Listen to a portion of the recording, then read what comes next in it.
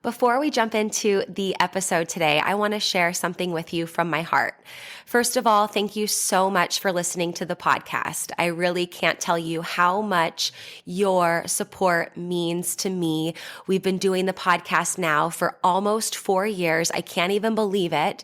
And I'm so grateful for each and every single one of you that listens, shares an episode with your friends, sends me a DM or a text message letting me know how an episode resonated with you or any aha moments. Seriously, I couldn't be more grateful to be able to create this podcast. It has been such a blessing in my life, and I love hearing the ways it's been able to provide value in yours as well. One thing you might not know is how much work it takes to be consistent with a podcast. In fact, did you know that the majority of podcasts don't make it past episode number 10? And we are well beyond that. And it's just a lot thinking of the episodes, recording them, editing them, managing the guests, making sure that everything runs smoothly and gets uploaded consistently and regularly. And so that's why I have created an amazing opportunity for you to support the podcast monetarily. And in exchange for that, you will get exclusive premium subscriber content. So for as little as $3 a month, you can become a premium subscriber of the podcast. And every month I will upload new voice-guided workouts and breathwork meditation audio for you. So that way you can work out with me, coaching you in your ears. You can also take a moment to reduce your stress and relax and come down and ground down with one of my breathwork audios. So if that is on your heart to support the podcast for as little as $3 a month to become a premium podcast subscriber, I can't tell you how much that means to me and the growth of this podcast. I appreciate you. If you're interested, click the link in the description, become a premium podcast subscriber, new content every month, and while supplies last, I'll send you an exclusive podcast coffee mug so you can have your self-love and sweat coffee every morning. I appreciate you. Now let's get into the show. Welcome to Self-Love and Sweat, the podcast, the place where you'll get inspired to live your life unapologetically, embrace your perfect imperfections, break down barriers, and do what sets your soul on fire. I'm your host, Lunden Souza. Hey, have you grabbed your free Self-Love and Sweat monthly calendar yet?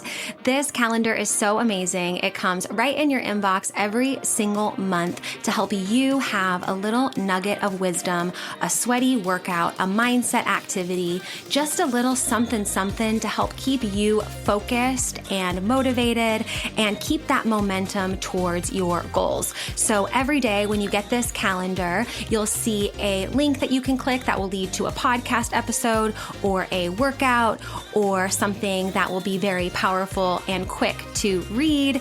And then you'll also see on the top left corner of every single day, there's a little checkbox in the calendar. And what that is that's for your one thing.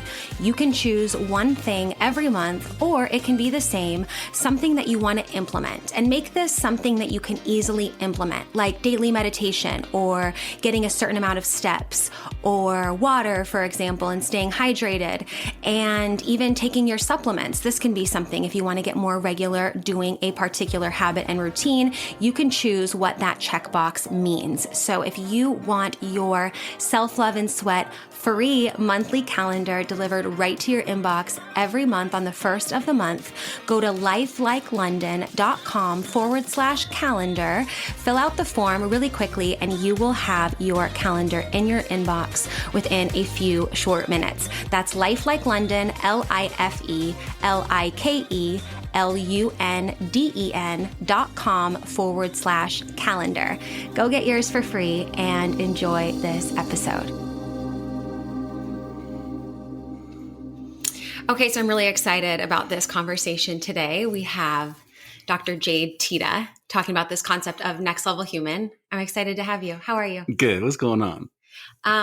This is a concept that I learned, of course, from you. It's a concept you created or a lifestyle I would say, of being a next level human. And then I also have had the privilege and honor of being with you and seeing you live this out and seeing what it looks like in your life and the lives of your friends, relationships, family, everything. And so I just am excited to break this down for everybody listening today. Where did this concept come from, the next level human?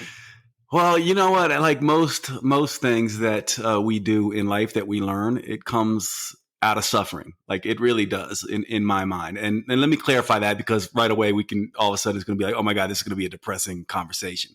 But the idea is that most of us, when we go through life, we know, like, you know about me, I know about you, we know about all the listeners know about each other, that if you are human, we all know humans suffer. In fact, the Buddhist philosophy has a saying, life is dukkha, which translates into life is unsatisfactory and life is suffering. Now, when you first hear that idea, it can be a little depressing, right? It's just like, oh my God, like, what do you mean? It's just all about suffering? Like there's nothing good about it? The trick here is that actually the way most people see suffering as bad is not bad. And when you come through the most difficult times in life and you learn the lessons that those difficult times generate for you, you look back in awe almost and say, and all of us probably have had this experience, like, I would never have wanted to miss out on the lessons and the growth and the opportunity that struggle, as hard as it is, gave to me. So the next level human idea was this idea that our suffering is our greatest source of meaning. Our pain is our path to purpose. Our hurt is a way to help. And this is very different than I think a lot of people in the Western world look at things, because they see their suffering as a way to maybe attack others, so this would be the idea of hurt people hurting people. That's oftentimes what can happen with pain and suffering. Other people see it as a means of holding on to their pain, almost like a trophy that they get to carry around, and they define themselves by that pain. We might call the first part, the hurt person, hurting person, the villain mentality. And we might call the second one, the hurt person who identifies with that and takes it on as their identity, the victim mentality. Well, there's a third way to do this, which I would call the victor mentality, which is to take our hurt and our suffering, make it meaningful, help it derive our purpose, and give something back to the world that only we can in the way that we can, precisely because we suffered. And this is a very different way, in my mind, of looking at who we are as humans, why we're on the planet, and what we're meant to do. And so, to sum it up, our pain is the most powerful lessons that we have to make a difference for ourselves and others. And that's the idea of being a next level human, that my pain will be something that I use to better the world. Mm-hmm. I have your book in front of me. This is one of my favorite books. And I've read it a bunch. My dad read it too, or he reads it, and sometimes we'll talk about it. But on the back here, it says, what does it take to become a next level human? Next level humans recognize there is nothing special or unique about their suffering. They know millions have endured the same hurt, pain, and negative forces. What sets them apart is their ability to turn suffering into meaning for themselves and others. And I think that really sums up just exactly what you said. And also, I remember one time I gifted this book to my dad. I think it was for Father's Day. And he came up to me one day and was like, you're not what's it called? A PKM. PKM, is that what you call it in this book? PMK. PMK. So prom, marriage, kids. Yes. He was like just pointing out that through one of the entries, and this is like a daily, for those of you that don't know the book, Human 365, it's like a daily thing. So like every day you have a little paragraph or a page or a sentence, whatever to read. And there's one part where you, bring that in, the PMK. Yeah. And it was funny because me and my dad had read the same thing in the same day. I happened to be at their house and he came out and was like, you're not a PMK, So I think what I also love about the concept of a next level human is kind of the ownership of the way you choose to live your life and the ownership over that meaning, because it's a process with ourselves, but also with everything outside of us, right? Sometimes how we choose to be next level is very contradictory to the way the rest of the world thinks you should or supposed to be. And so that's probably one of my favorite concepts that's in here that I just remind myself like I could do it in my own order. Yeah, what's interesting about that, because I think a lot of people take the concept of PMK, prom marriage kids. The idea behind that is simply that there are certain cultural narratives that we all fall into. Like, we do come from a culture, we share a certain cultural norms and mores and things like that. And prom marriage kids was my way of simply pointing out that in the Western world, oftentimes, at least in the United States and most Western countries, the job is essentially, hey, I go to the prom, at least here in the United States, like that's sort of your transition out of high school and, quote, out of your teen years. And then the next thing is, let me get married. And maybe there's a stopover in college, as well before that. And then there's kids. And then essentially those are the things that you were meant to do. And I think most of us in the Western world, at least in the United States, can relate to that. And so my point in bringing up the PMK story is not to say it's wrong. It's just to say, as next level humans, we need to define our own paths. And if that is chosen, the prom marriage kids is chosen consciously, it is an absolutely beautiful choice to make. And if it's not chosen consciously, it's a beautiful choice to make. What I'm saying is that most of us don't make these choices at all.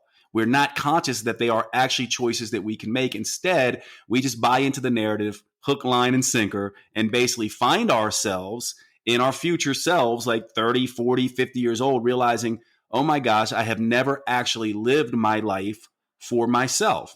And so if you make the choice consciously of prom marriage kids, it's beautiful. But if you just take the unconscious narrative that culture tells you, then you're living what I would call the culture level self, as opposed to the next level self. And so the next level self takes their stories and says, I am the creator of my story, and I will not allow culture to create it.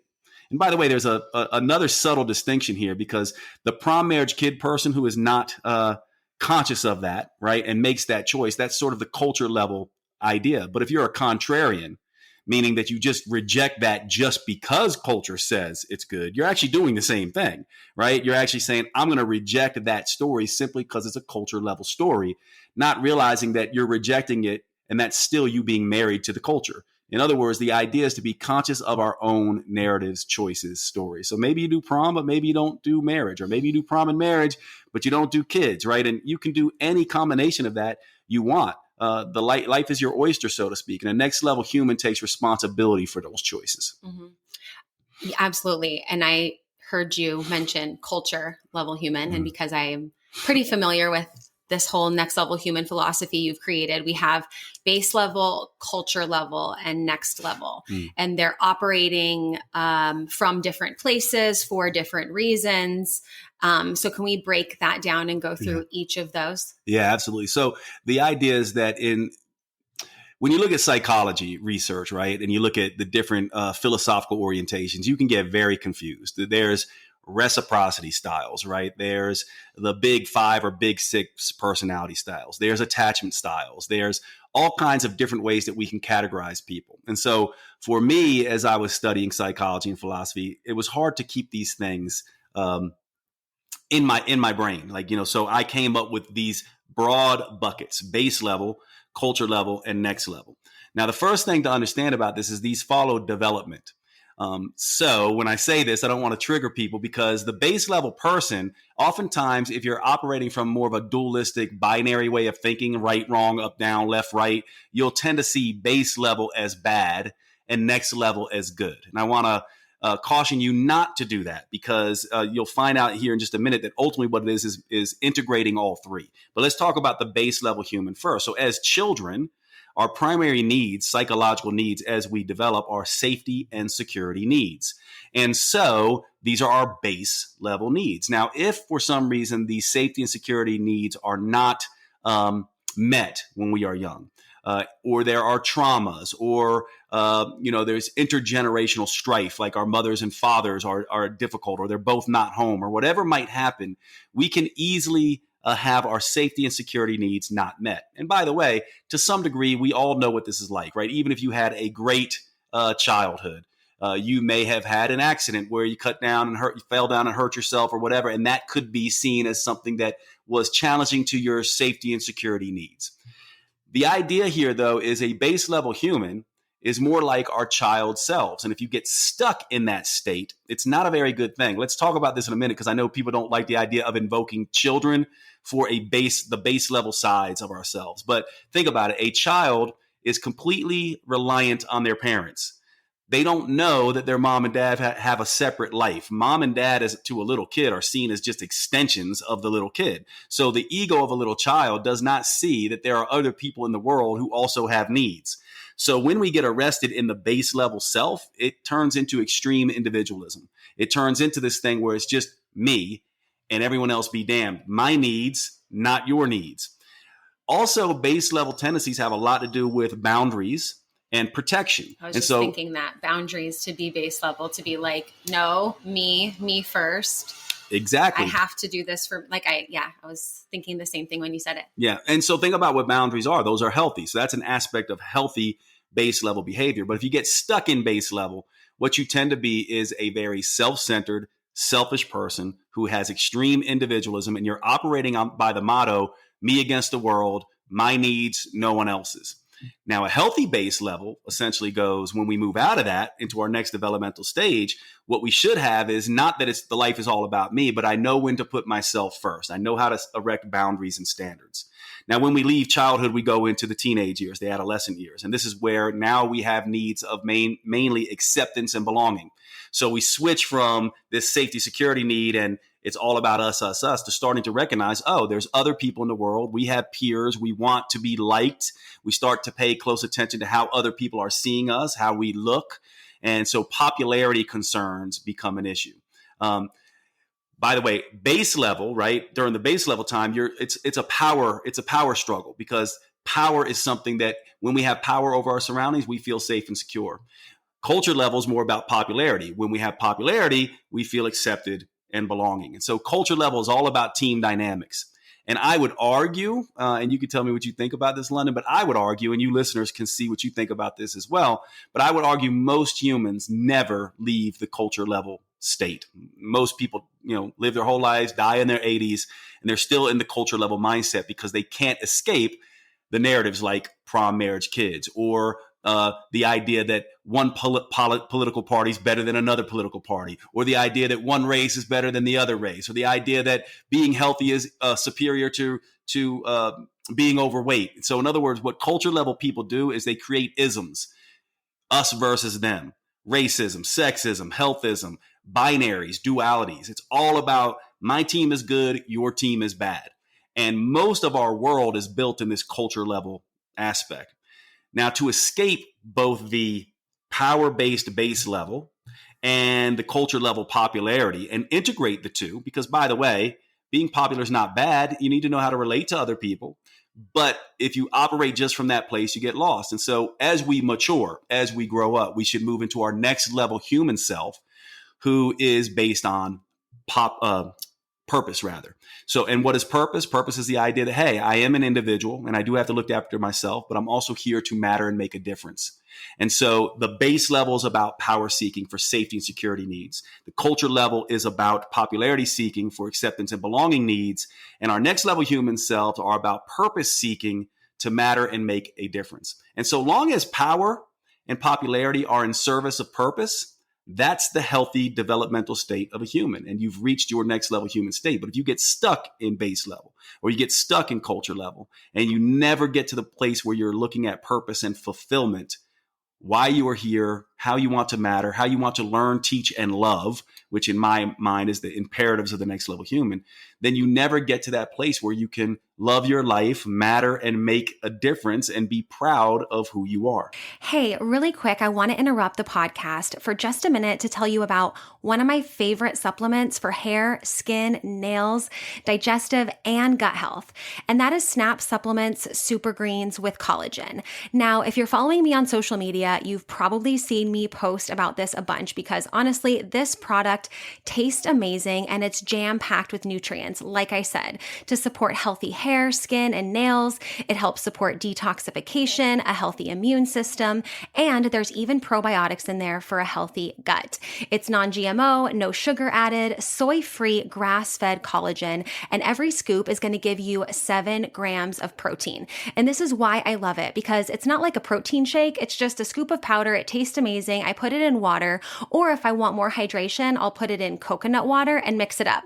And it's like having a nice, refreshing beverage that's packed with a bunch of super greens and protein. So what I'm super excited about is that for listening to the podcast, you'll get this discount here, nowhere else, but for listening to the podcast. You can save 25% off on all your SNAP supplement purchases, including the super greens with collagen. And you do that by using code Lunden25 at checkout.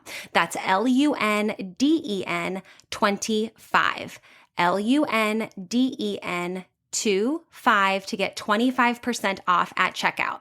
You can shop on snapsupplements.com or you can shop on my website, lifelikeLondon.com/supplements. And you'll see there's already an additional 10% taken off. But you, because you're a podcast listener, you're going to get 25% off when you use the code Lunden25 at checkout. LUNDEN 25 at checkout to get your SNAP supplements, super greens, and collagen, and all your SNAP supplements for 25% off. Now, let's get back to the show. Base, culture, and next level. And what I also love about the way that you, as the creator of this philosophy and kind of the way you've integrated it into your life, like some of our dialogue, you and I, or with your friends, will say things like, oh yeah, that's the culture level part of me. Or, hey, sorry about that. I went base level. And I love that because you really created something that you live by and that also others notice, including myself. And I think there's some things about you where I'm like, that's never going to rub off on me. But then there's some things like that where I'm like, oh yeah, like I say those things now. And it's cool because I think it's one thing to learn a philosophy and to break it down. It's another thing to see and notice how it's like showing up in your life. So yeah, I like that. I like the way that we talk like that. Yeah. And, I assume most of your listeners know now that you and I are partners. So London and I are partners. And one of the things I remember about this is shortly after you and I first started dating, I forget what it was, but I was talking about something and you know how we do, all you listeners will relate to this, but you know how you do. Sometimes you get a little catty. Like you can get a little catty. All of us humans can do that. That was my base level self coming out. And yes, I remember that. And I said, oh my gosh, I'm so sorry that I went base level on you. And you were like, that's really interesting that you're able to admit that. But the point I think I'm trying to make here is that a next level human, one of the aspects of a next level human that's different is that they operate by the model, always be learning.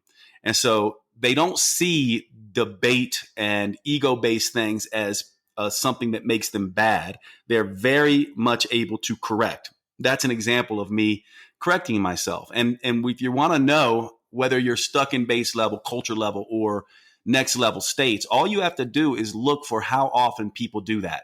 Like, for example, again, talking about dating, like when you and I first started dating, conversations around exes and stuff like that. Base level humans will usually go disparage, attack, right? Culture level humans will maybe deny or avoid the whole conversation. Next level humans, you'll hear talk about things like, I learned so much from this. There's another part of the story, but they're always focusing on lessons. Base level humans are always focusing on winning. Culture level humans are always focusing on wounds. And this is a really interesting way that you can begin to say, what am I operating from? If they're talking about winning, I need to win, winners, and I need to dominate, that's base level. If you're talking about team-based stuff where wounds, I was hurt, they weren't hurt, or they've never been through that, I have been through that, that's very culture level. Next level humans just always talk about, this is what I learned from this. This is how I grew. This is how I got better. So you can spot that in other people's behaviors, and you can spot that in yourself. Mm-hmm. Mm-hmm.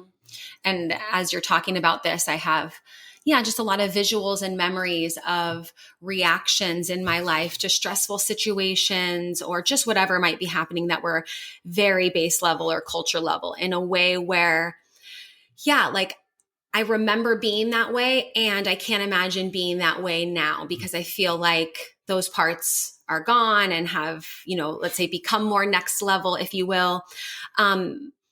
And one thing I know about change and diving into this more next level philosophy, showing up in a new way, outgrowing some of the base and culture level behaviors. I hesitate to use the word defend, but that's kind of what comes up for me is like, and then we talked about boundaries as well, is like in this journey of taking the necessary action steps, learning, unlearning, growing to be this next level human.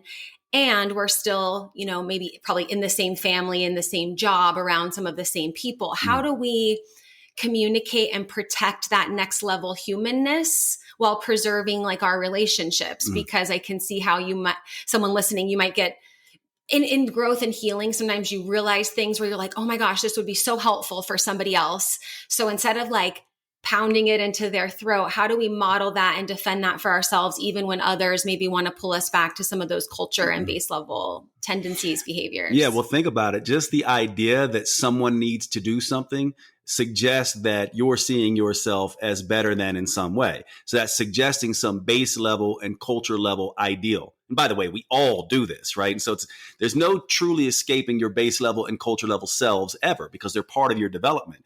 But the idea is to notice as soon as you go, this person needs to change, then that is probably your culture level self setting up this binary of I've changed, they need to change. I'm better, they're worse. Once you do that, it's to notice and essentially go, okay, that's not really how this works. It's more that we're all learning, we're all growing, and we're all at different stages. So that's the first part of how to do this. Now, the second part is you can't change anyone anyway. You can influence people, though. And how do you influence people? It's not by tricking or cajoling or telling them to do a certain thing. It's by example. So in other words, there's a great quote by Marcus Aurelius, which I would say is, one of my favorite Stoic philosophers. And it says, the idea is stop arguing what a good human is, simply be one. And then he has another saying that says the best revenge is not to be that way. And so the idea is to show up fully as your next level human self. And when you do that, it inspires other people to begin to do that as well. Now, this doesn't mean dynamics are not going to be at play. So let's use an example here so people can get this straight. Let's say you have a dysfunctional relationship with your father, let's say, right? And every time you and your father get together, there's this back and forth thing that happens and you find yourself sort of in an argument. There's subtle put downs. You don't feel good about yourself, et cetera. And then you decide, you know what? I'm going to be different. I'm not going to put my father down anymore. I'm not going to assume he's out to get me. I'm going to get past the father wound. However, every time you interact with your father, he still does these subtle put downs and things like this, right? Which is essentially what you're talking about. How do you behave? Well, this is when your base level self has to come out, but it comes out in a next level human way because it's been integrated into your purpose. And essentially at that point, you just say, Dad, look, I love you, but it's not okay anymore for you to talk to me like that anymore. I know I've done my things in the past to you. You've done your stuff to me. I no longer want to have that relationship with you, and I won't interact with you on that in that way anymore.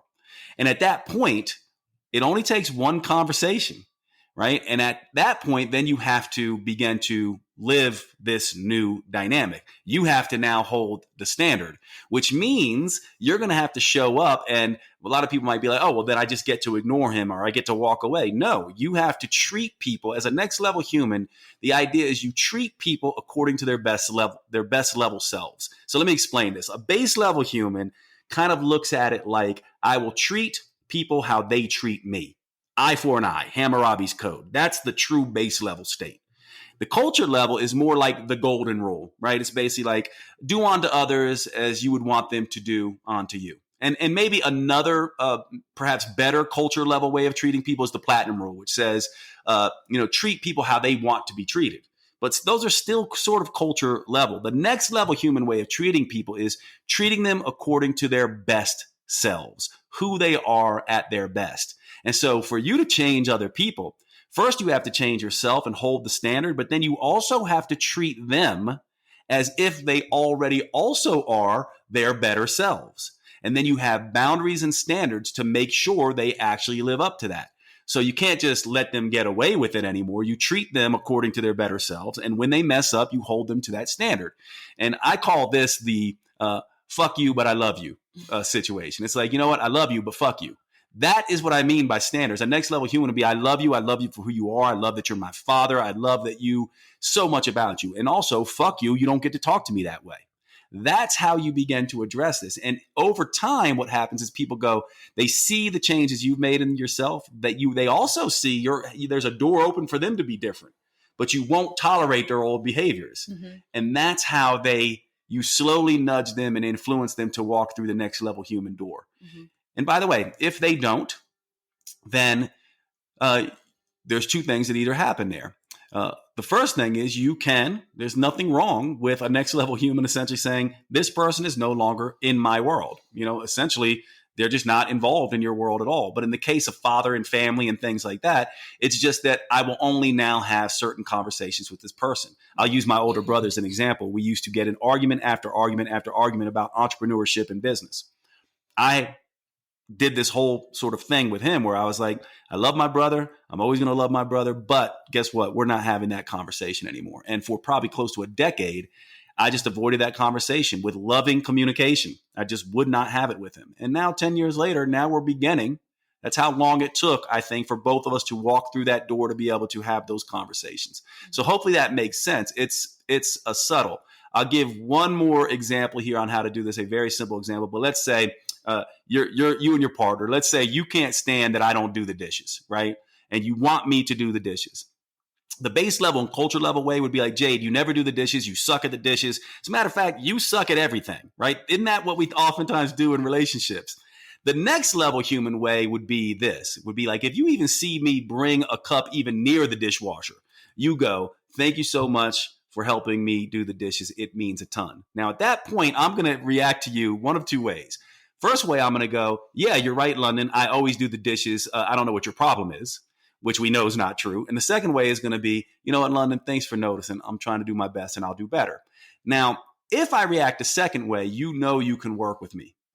If I react the first way, that's when the boundaries and standards come in. And that's when you might have to make a hard decision about whether you want this person in your life or whether you can relate to them in the way that you've been relating to them. And these dynamics happen all the time, but you have to take the first step to be the one who vets their behavior. That's how a next level human will do this. It's not kindness being the number one thing. It's compassionate honesty. And to the next level human, honesty is always kinder than kindness. Right? But it's not always fun in the short run. Mm-hmm. Mm-hmm. I love all those examples. And I'll share one too. And yeah, maybe you can like coach me or see if I'm filling in or making the connections correctly. But the relationship with my grandfather has been challenging, to say the least. Probably for like the last 6-7 years was like the initial instance that kind of catapulted, a huge healing journey to the point where we talked about in the beginning, where you look back and you're like, oh my gosh, that couldn't have not happened in my life. Like I needed that, everything needed that to happen. Right. But yeah, so in this process of, because he didn't like my life choices, decided to become very opinionated on them. That trickled into a lot of family volcanoes and explosions and certain things erupting. And, and he's been trying to, in his own unique way, communicate with me, have a relationship with me, in his very strict Italian way, using, his own way to say his sorry without saying sorry, right? Not those words, but you could just tell he's really trying. And so, in my brain, so like he'll call me sometimes or want to have these conversations, right? And so I would say the base level part that I recognized in this most recent time, he tried to call me and see if I'm making sense here, but he would call and I would say something like, oh, I didn't see it or I missed it. Sorry, I was busy, in that safety, security, just kind of trying to protect myself kind of way. And then there would be moments where he would call and want to have a conversation. And I would notice, those feelings of like, he did this to me. How could, like, just a lot of this like tit for tat kind of back and forth. And I'm not going to answer. I'm never going to text back. I'm not going to, but then most recently he called me and I love communication. Those who are listening know I love communication and words and being able to say things honestly and respectfully. And he had called me and like left me a message. And when I saw the call, I just pressed ignore and I wasn't ready to talk. Like I knew that my like best next level human self wasn't going to answer that phone. There was other things going on. It wasn't that time. And then when I finally did call him back, he was like, "Oh, what happened? I called you. Did you not see it?" And I said, "No, I saw your missed call. I just wasn't ready to talk yet. So I decided to call you once I was ready to talk." And he was like, "Yeah, but I like called you and left a message. Did you not see it?" I said, "No, I saw your call. And when you called, I pressed the ignore button and I put the phone back in my pocket. And now I'm calling you now because I'm ready to talk to you."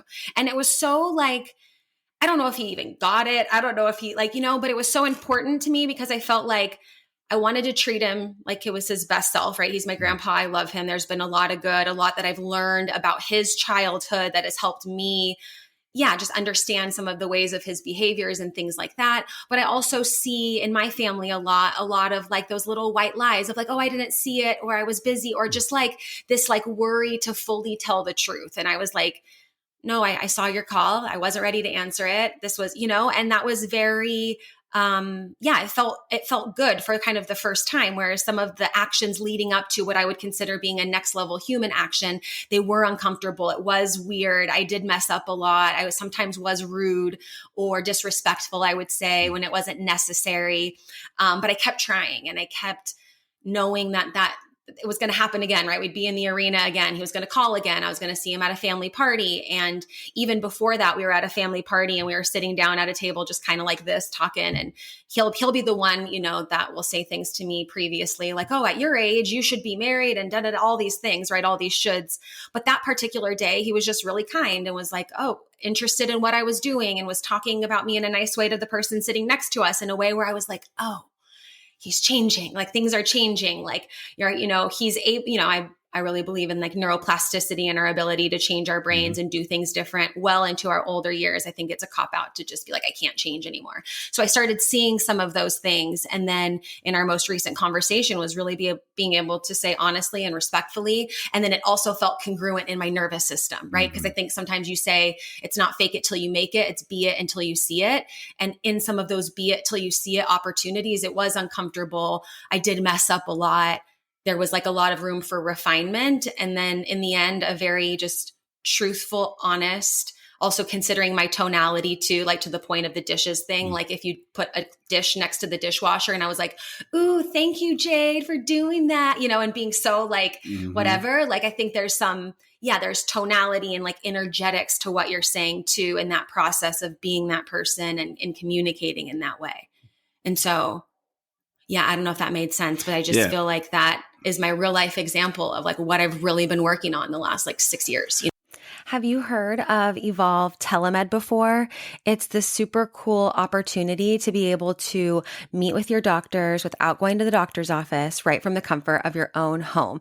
I recently got my full blood panel done, CBC with differentials, thyroid panel, hormone panel, all the things. And I was able to meet up with one of their doctors directly on a video call, go over all of my results, have just a really comfortable, great conversation, really understand the process of doing my labs and what it means, and giving me more feedback than just like, "Hey, your labs are normal, all good," just going through everything step by step by step, and really giving me clear insights as to what I see in my lab. So it was cool. Like all I did was get the paper off of the online portal. You'll have your own patient portal and you get the order. And then I went to the lab where you get your blood drawn. I did that. It took like 20 minutes. They sent the results directly to Evolve Telemed. And then they uploaded my results directly to my client portal again. I got to go over it on a video call with one of their doctors. It was perfect. I had everything right in front of me. I had somebody who had an immense amount of knowledge and expertise, who was able to give me great feedback. And so it was such a wonderful experience. And I just feel like it was so simple and so easy to just look under the hood and double check that everything was all good internally, because I've had had a history of PCOS. I've had a history of cystic acne. I've had a history of anxiety, and also just like, in general, want to make my future, not just my history, bright and healthy, and just like do things in a holistic way. And they're very supportive of that as well. So if you want to do your labs with Evolve Telemed, you can use code Lunden25, LUNDEN 25 for $25 off your labs. And you can get started with that process super simply. Just go to evolvetelemed.com, and that's EVOLVETELEMED.com, Evolve Telemed. And then when you decide what labs you want to get done, what information you're interested in, whether it's balanced hormones or balanced health, you'll be able to get that personalized expert concierge level service, and you can get it for $25 off. So don't forget to use the code Lunden25, LUNDEN 25. And just doing your checkups, staying up to date with your health and well-being ahead of time, and do it with Evolve Telemed. Now let's get back to the show. Yeah, it makes a lot of sense. And stories like this are the best stories, because every single one, as you're telling me that, I can relate to many people in my family. And I'm sure the listener can too, right? We all know these dynamics.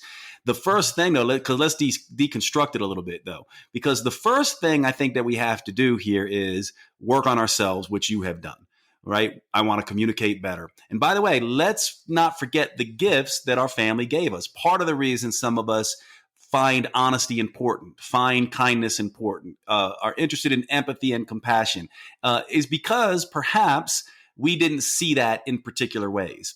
We oftentimes forget that the people in our family are our greatest sources of practice. In fact, what I have noticed in my clinical work with people is that the things that they most want to change and be are the very things that they're most challenged by in their family, which brings up this incredibly interesting thing that what if, in some weird woo-woo new age way, our family was chosen for us in very specifically so that we could work on these things that we needed to work on to grow to our next level. That's the first thing. We have to essentially say, I'm going to be it until I see it, my next level human self first. I'm not going to wait for them to change. I'm going to change. That's the first thing that you did, right? That I know about your story. The second thing, though, is to then treat your grandfather and all of us, right? Treat the other person as their best selves. One of the things I know about your story, I'm kind of in awe of your grandfather based on his some of his stories, because here's a man who worked his ass off, is taking care of the entire family, is, brought a lot of wealth and stability and safety and security financially to, not just his kids, but their kids, right? Like, this is who this man is. And there's a lot of power and beauty in that. And he needs to be seen and appreciated for that, while at the same time recognizing that he also is on his journey, and he has less desirable and dysfunctional aspects about him, the same way you do, the same way I do, the same way all of us do. And that by loving him, you love the part of him that has given the safety and security. You also love the part of him that is struggling with his base level and his culture level tendencies. And you call these people out on that in not a way of attack, but in an incredibly loving way. Let me give you an example, a visual that I like with this. Have you ever seen these videos where like there'll be like a bobcat or something that gets caught in a trap, in a hunter's trap? You ever see this stuff on like maybe YouTube, and they're trying to get this bobcat out of this trap, let's say. And a bobcat is a nasty creature, right? Like, it's just going to safety and security base level all day long. It does not know that that hunter is trying to save it. And so it's going to go after that guy viciously. But that guy, that hunter, is not reacting to, he doesn't go, you know what, you're mad at me, this bobcat, therefore I'm going to leave you in the cage and let you die, right? There's such compassion there. He doesn't take it personally. He knows that the bobcat is just afraid, and that the ferocious, aggressive reaction of the bobcat is because the bobcat is scared. And he continues to free the bobcat. The bobcat gets out of the cage and runs off, right? I like to use that visual when we're dealing with family members to realize that he's just in the cage. He's the bobcat in the cage who's scared to death, has a certain way of doing things, and you're presenting a very different way of doing things. And he is going to react from his base level self of aggression.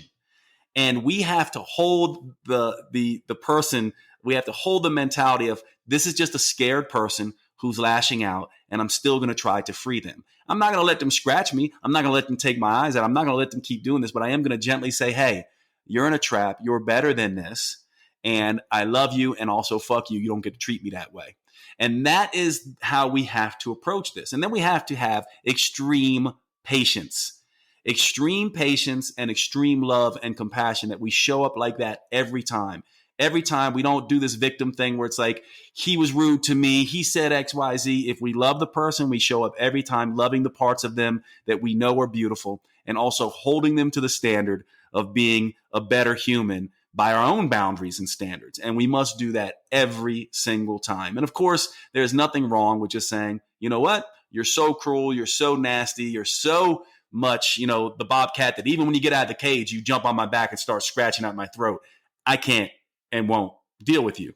And that's how this is done. And it's always done this way. And by the way, when we do this in the most roundabout way, we're not healing them, just them. We're actually more healing ourselves, and we're breaking intergenerational traumas. We're breaking his, he's breaking ours. We're all sort of completing the loop in the family. This is what makes it so beautiful. We cannot forget that those people in our lives who have caused some of the most difficult pain are the greatest teachers in our lives. And if you think about, this about me, but, we talk about this idea of, what's the word for, lovers who are like, spiritually connected, our soulmates, right? Like we think about that as romantic. But to me, a soulmate is your greatest human teachers. Right. So to me, if your grandfather is your greatest teacher and you've had the most difficult time from him, he's probably taught you the most, and therefore he is your deepest soulmate. That's how I see soulmates. And I think there are multiples of them, right? The ones who teach you the most. So that's how I see this game. And it's a constant game. And it's not for accolades, because that would be a culture level human, right? And it's not to win, because that would be a base level human. It's so that you can grow, enrich others, and evolve the world. That's the next level. You're not doing it to win, and you're not doing it to be better. You're doing it to grow, to learn, to teach, and to love. And when you're coming at it from that place, it's not a matter of, if it's going to happen. It's just when, and there has to be patience there. Mm-hmm. Mm-hmm. I want to talk about the your next level human journey. That you've been doing, and which are in-person events and also virtual events for this story rewrite, this big, profound part to the next level human journey. And I got to participate in the two that you had at your place, and definitely participated, especially in a lot of the writing portion. And I know a lot of people listening to the podcast or who have followed me on social media for a long time know a lot of, these big stories, but I even go when we're talking about my grandpa, even before that was like my journey with PCOS and cystic acne, and just the most up and down, side to side moods, ways of processing or not processing. And then going back even further and being like, okay, yeah, I needed that, because if I didn't overcome that hormonal journey, get my hormones in check, get my mood in check, get just kind of the way I act and react in the world kind of a little bit more, under control in a way that I, am proud of, there's no way I would have been able to then, life be lifing or people be peopling and doing their thing. And it's like, then when I was presented with this opportunity for growth, as I see it now with my grandpa, I had to look back and be like, oh my gosh, if I was still that person who had PCOS, cystic acne, all these hormonal issues, and then this happened on top, it's like this giant, just layer after layer of stuff, and that work in process I often talk about, instead of it always being about the workouts, what the work ends, is really going back to a lot of those stories, rewriting what they meant for your life, and fully integrating that into the now, and even childhood stuff. It's so interesting to see how sometimes the things we're most scared of facing and dealing with end up being, and for anybody listening who's maybe, has some fear or reservation about doing the work-ins and that deep inner work, it's like it's when you're in it, it's just like you can't not appreciate it, I guess I should say. And it's been so helpful to go back and rewrite those stories, make them mean something better, realize I am the author in that space, to look back and say, yeah, I needed that. I needed that. Those were tools. It wasn't just like shit thrown at me. These were tools that I could actually use.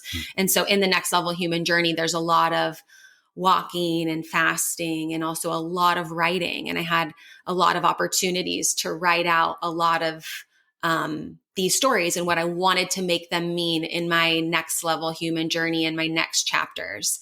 So why is writing so important? Tell us a little bit more about the idea behind the Next Level Human Journey. Because I think this is like, it's one thing to have the concept, right, and be super chunked up. And the Next Level Human Journey is really chunked down. It's like, what are you doing? What specifically are the stories you are telling? How are you going to rewrite it? Okay, actually take the pen and rewrite it. Okay, now walk as it. Like, so much of, I think, what people say is like, well, I don't know how, or what's the first thing I need to do? And we're really immersed in that in the Next Level Human Journey. Yeah, the first thing you need to do is change your perception. So I don't know if you listeners noticed when Lunden was talking, you said, I needed that. I needed these horrible things that happened. I needed these very, distasteful, dysfunctional, difficult things that are very hard. Most people who are stuck in the culture level way of thinking don't say that at all. In fact, they blame, complain, whimper, whine, distract, and deny about these very hard things. They get stuck in victim state. Now, this can be triggering as soon as we start talking about victims. So let me just let people know here that we all have to, when we have difficult things, when we are hurt, when we go through suffering as humans, we all must be, we deserve to be, we must be victims for a time. We must be. In the same way, if we cut our finger, we have to stop, look at it, mend to it, squeeze it, bandage it up, put ointment on it, bring it back to health.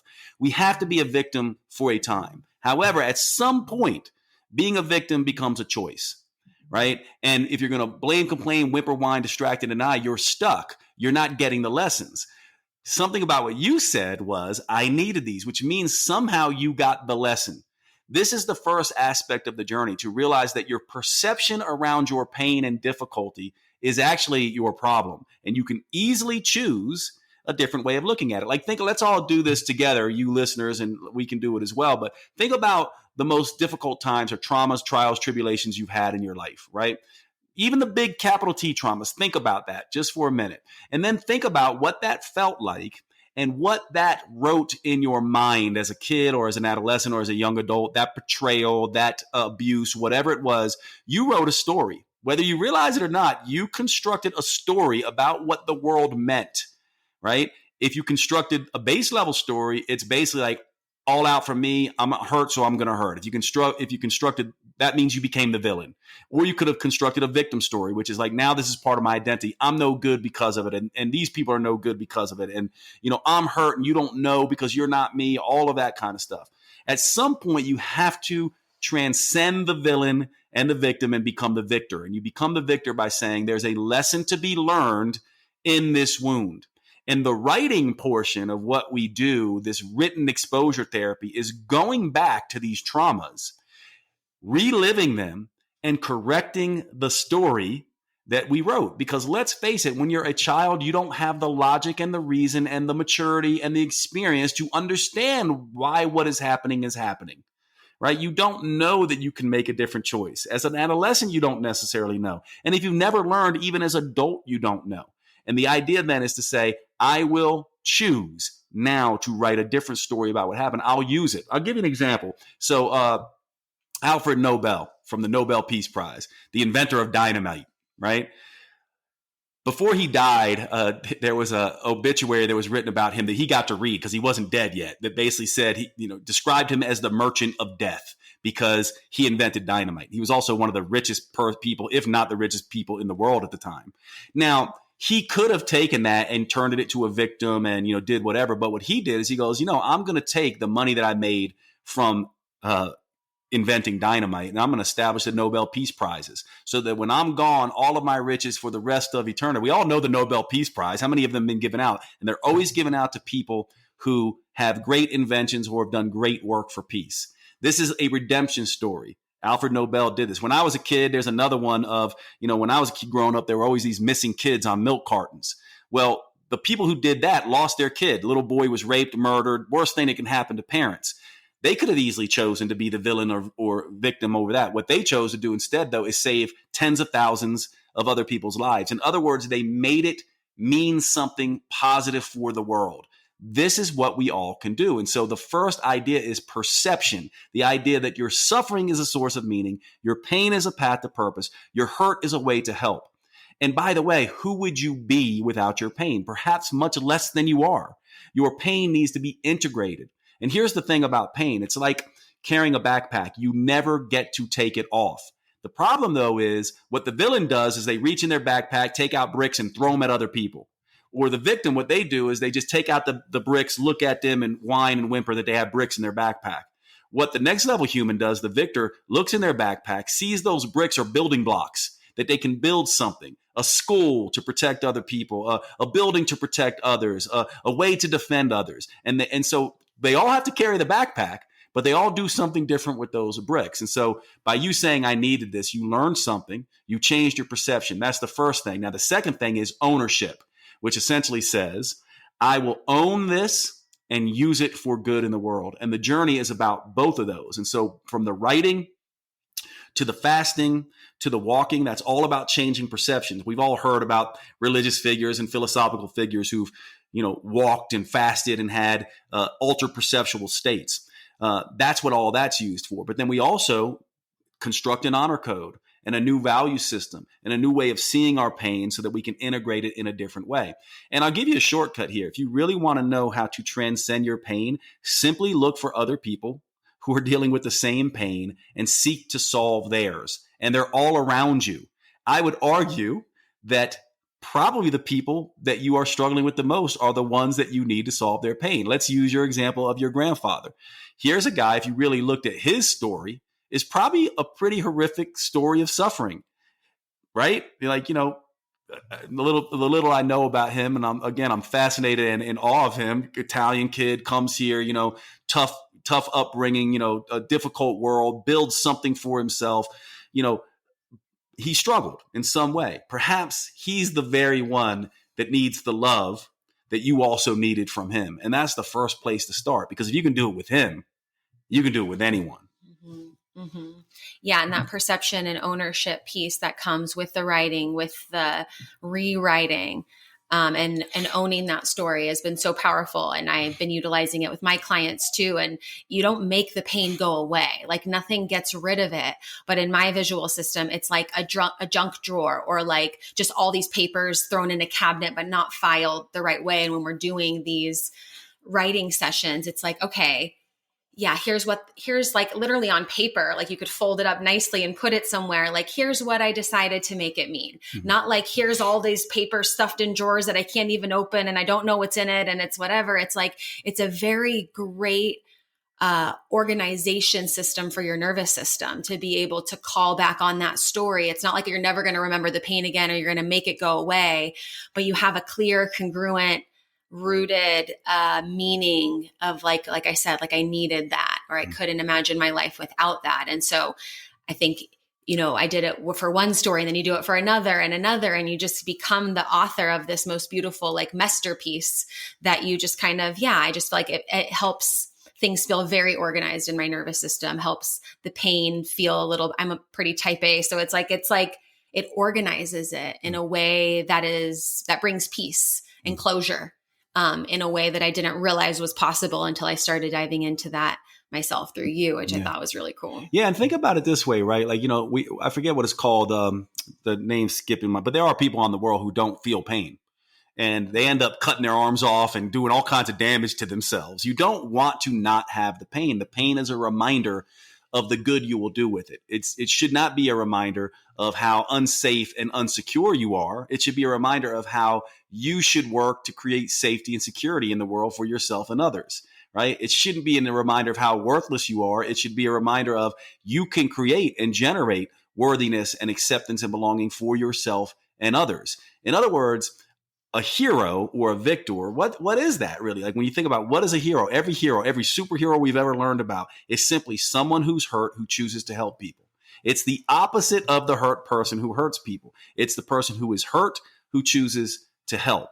That's the difference. And you have to be that. And this writing, this narrative acts as, because here's the thing, once you write this, it's not like your life's just going to all of a sudden not have storms. In fact, the way life works is it goes, okay, Lunden, okay, Jade, okay, you all listening, it goes, this is who you want to be? Okay, then here it comes. We're going to give you the challenges and more trials and see, right? Opportunities to be what you say. Exactly. Those are going to pop up again and again. And so those storms are going to happen. And what you need in a storm is you need a lighthouse, you need an anchor, you need a sail, you need a compass, right? Like if you're stuck out on the ocean in this boat, you're going to need those things. You're going to need the compass, the sail, the lighthouse, the anchor. That's what an honor code and this new narrative of this hero narrative, that's how they act. They act as a psychological compass, lighthouse, anchor, and sail in the storms of life.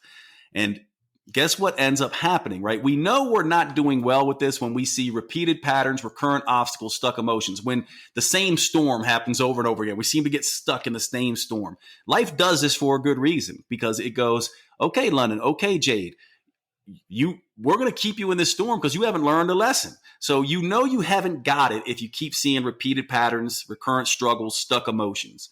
However, once you get this new narrative and you start acting and you go through the storm and you make it through once, what happens is now you start seeing synchronicities and serendipities and coincidences and opportunities that bring you to new oceans, that bring you to new storms. And by the way, once you get past this challenge, it's like we're playing a video game. The next one is coming.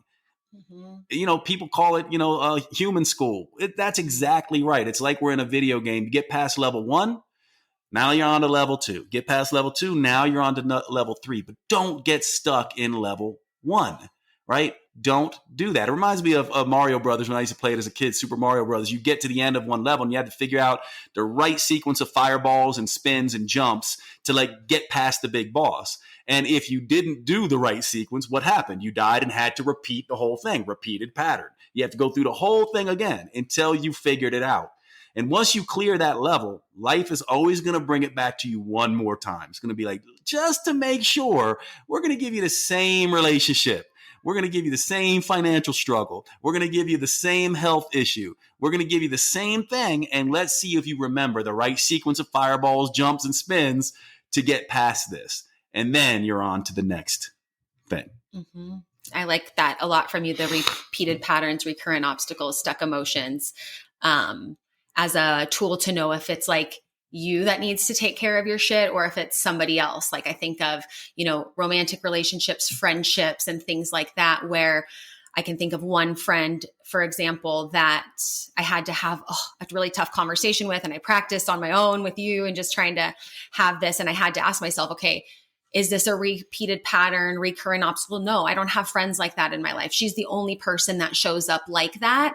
So that was helpful. That's a helpful tool to distinguish, okay, is it my Taylor Swift moment? It's me, it's hi, I'm the problem, it's me. Or is it a moment for me to set a boundary because it's very clear to me that this is not the normal flavor that's in my soup, or this is not a topping that I normally see in my life. And so I like that recurrent patterns, stuck emotions, just some of that sameness. If we keep seeing that sameness, okay, we can be pretty sure it's us. If this is like, whoa, like this is not my norm. And I think that's a lot of the real life stuff is our friendships, our relationships. What about when somebody is on their journey to becoming a next level human and their partner's not, or they're on a different spot? I know that you often say, and you've written a book that will come out next year, that's like, you grow me, not you complete me. But like, I think a lot of people are sometimes, they go to like, a retreat or an event like yours, or go and they have these profound aha awakening moments, and maybe somebody listening too. It's like, how do you start to integrate that with, let's do it with romantic partners, because I think that's important. Yeah. Well, I think the first thing is don't fall for the culture level duality and binary thinking. Culture level people are stuck. If some people say you got to get out of the matrix, right? To me, the matrix is the dualities and binary thinking, up, down, left, right, etc. So one thing is my romantic partner has to be a particular way, right? That's a duality type of thinking, or that I'm better than and they're worse than, or that there's this duality thing there. So the first thing is that realize that everyone is just on their path of growing. That's the first thing. Next level humans always, always, always integrate themselves and others simultaneously. A base level human will only care about themselves. A culture level human will only care about their team. Democrats suck because I'm a Republican. Republicans suck because I'm a Democrat. Men suck because I'm a woman. Women suck because, that's what the next level human goes, I will always look after myself and other simultaneously. So in romantic partnerships, they're not going to say, I have to stifle my growth to grow my partner, nor are they going to say, I'm going to grow on my own, regardless of what my partner does. What they're going to do is they're going to play this game where they try to grow together. And then they're going to look at repeated patterns, recurrent obstacles, stuck emotions in the romantic coupling. So in every romantic relationship, there's you, there's me, and then there's an identity created in the middle that I call you, me. And you, me, what happens in romantic relationships is that most people get too attached to the you, me. They forget about themselves. A next level human is going to keep all three in mind. They're going to be like, I have to take care of myself. I have to take care of let my partner take care of themselves. And we both have to take care of you, me. So then you start looking at the repeated patterns, recurrent obstacles, and stuck emotions of you, me, that dynamic.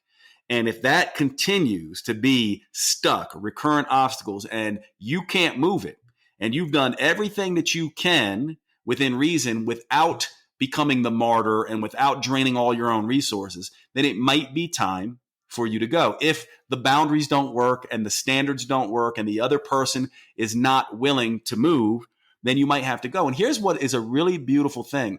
Some people, and every single one of us will relate to this if you have any experience in romantic relationships, sometimes the only way that person changes is when they lose the thing that they were anchored to. Isn't that right? When they're forced to swim. When I was a kid, I learned to swim by my uncle just picked me up and threw me into the deep end. And I had to figure it out. And sometimes when we love ourselves and love others simultaneously, we simply have to grow in different directions. But you'll know because it will be that dishwasher scenario that we talked about. You go, hey, babe, you don't do the dishes. And then you tell them, thanks so much for helping me with the dishes when they just move one cup in the direction. And then they go, that's right. I don't know what your problem is. I always do the dishes when they don't. That's probably going to be the person that you're eventually going to have to grow separate from. But I'd also say this, another culture level belief that is wrong is that romantic partnerships are supposed to be about you complete me. They're not. Every human dynamic is simply about growth. You grow yourself. You also try to grow others simultaneously. And an example of this, by the way, just to kind of drive this home, is the airplane oxygen mask. It's a great analogy because we all know it, right? We all know you got to put your oxygen mask on first before you help other people. Well, a base level human in romance and in relationships with other humans is going to put their oxygen mask on and then fold their arms and sit there in a chair just like this. Or maybe if they got a wife and a kid next to them, they're going to put their oxygen mask on and put their kids' stuff on, right? That's what a base level human is going to do. The culture level human, what they're going to do is they're going to put their oxygen mask on and they're going to look for every other person who's also wearing a blue shirt and try to help them. But maybe run around and the people who are wearing the red shirts try to pull their oxygen masks off, right? That's what a culture level person is going to do. What a next level human is going to do is they're going to put their oxygen mask on. They're going to help the person to the right and left of them. They're going to help the three people in front of them and the three people behind them. And then they're going to stay there and hope that by their example, every other person on the airplane does the same. That's the same thing that we have to do in relationships, regardless of whether it's our parents, our siblings, our coworkers, our romantic relationships. That's how we have to do it. And if someone comes and tries to take your oxygen mask off, move away from them. That's your only choice at that point. And that is a very next level way of doing things. That is a next level human using their base level aspects of themselves for protection in the right way. Mm-hmm. Mm-hmm. Yeah, I love that. And I think one of the things that I find is helpful for me when, planting seeds in other people's lives that we love in a way that's not like, I know this and you need to be this way and change now, is by sharing books with them or YouTube videos or things. So someone listening might be like, okay, I'm on board. This resonates with me. Maybe they've been listening to your work before, Jade. And maybe this is the podcast that you can share with your partner or your friend. I've also gifted your book, Human 365, to a lot of people in a way that I feel like it's not coming from me, right? It's like a third party source. Someone else wrote it, a different video, or like a video from Dr. Joe Dispenza, where I just kind of like, hey, you should listen to this podcast. I loved it. Maybe it might resonate with you. Or here, I really like this book. Maybe you want to, check it out too. And so I think a lot of friendships, especially too, when I've gifted them, even my dad, the Human 365 book, it's cool because they're reading it daily. It creates a different dialogue than we would normally have, which might be more culture level in some cases. I think sharing podcasts like these or books like yours are helpful to kind of elevate the conversation a little bit and do that. So for anybody listening, if you feel like, I don't know, hey, I'm getting this resonates, like share this podcast with someone, grab Jade's book and gift it to them. I think that's always really helpful to utilize other tools other than what we think the other person should be doing. One of the things that you and I talk about, and I think we could probably like wrap it up here, is living a life of used tos, like getting to the end of our lives, which death is an open topic between you and I, and we talk about it very realistically. That when we get to the end of our lives, we don't want to get to the end of our life thinking like, oh, we did things the same. Like, oh, I used to think this was important. I used to be a person that would react in this way. I used to treat people maybe in this way, and now I don't. And being really, fulfilled through all the different versions of ourselves and all of that change. The next level human lives by 3 imperatives in my mind. That's learn, teach, and love, right? And so if you get to the end of your life and you're saying things like, I always wanted to do this, and I always wanted to do that, and I wished I had been this, and I wish I had done that. This is a life where you didn't learn. So we can all check in right now. Like, how many of us have things that we can go, I wanted to do this, I wanted to do that, I wish I had done this, I wish I'd been that. What you really want to do is you want to, when you're learning, when you're like, I used to be a liar, I used to be a cheater, I used to be angry, I used to be so sad, I used to be overweight, I used to, not have visited all the countries I visited. Now I've traveled all over the place, right? So that you're living the next level human way of doing things when you can say, I used to. Wow, I used to, versus I wanted to. This means that you're learning. The primary goal set of a next level human in my mind is someone who wants to grow, and not just grow for themselves, but grow so that they can enrich others and evolve the world. That is what purpose and fulfillment is all about. And if you're going to do that, you really want to be someone who's all about the used tos. Culture level people don't change. Base level people resist change and even want to pull you backwards. And if you think about this just historically speaking, base level humans are always trying to bring us backwards. They always are invoking something in the past that was better, and they're going to bring us back. Culture levels are always like, let's not change. Let's just stay right here. And there's this balance between next level people inching us forward, base level people pulling us backwards. And so if you're listening to this, I would say the more culture level people who start living this used to way of doing things, that I think change is a good thing. Change is the best thing. It's inevitable, by the way. Things are going to change regardless. So you might as well get on board and change with it. And when you do that, you tilt the balance. You literally start tilting the balance, like on that tug of war between the base level and the next level, with all these culture level people in the middle, the silent, majority who are just not getting involved. You can begin to say, no, I want to see a better world, and therefore I will simply be the better human. I will get out of this binary, I'm better than you, and these arguments and these things that go on social media and all this political division, and simply just go, I am going to stop arguing about what a good human is. I'm going to start being it, which then means I need to change, which means my language is going to be a language of used tos. I used to be this, I used to be that, and now I'm better. And the world around me is better as a result. And when all of us do that, we evolve. Mm-hmm. Mm-hmm.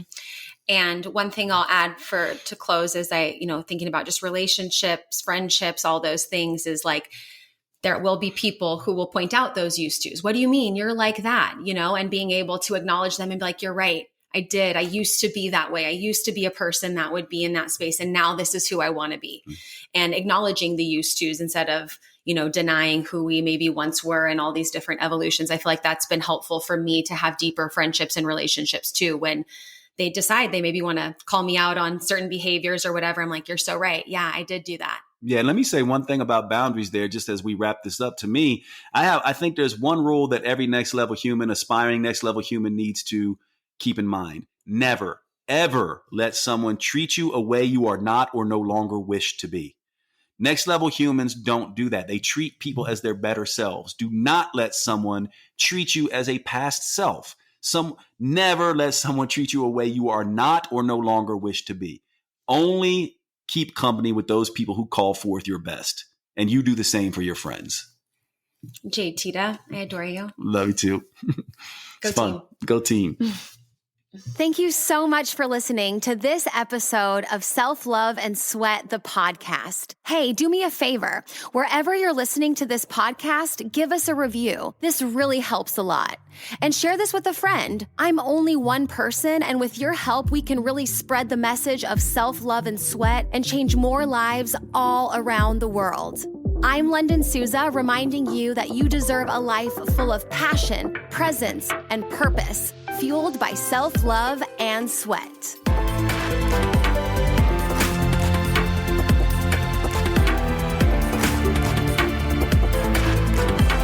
This podcast is a Hit Spot Austria production.